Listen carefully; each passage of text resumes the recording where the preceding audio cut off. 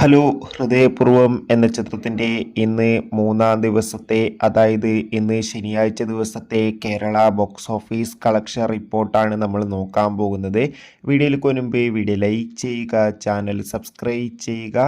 ഈ വരുന്ന സെപ്റ്റംബർ മാസം അങ്ങോട്ട് ധാരാളം ചിത്രങ്ങൾ OTT റിലീസ് ചെയ്യുന്നുണ്ട്. നമ്മുടെ ചാനൽ ഭാഗം പരിശോധിച്ചാൽ നിങ്ങൾക്ക് കാണാൻ വേണ്ടി സാധിക്കുന്നതായിരിക്കും.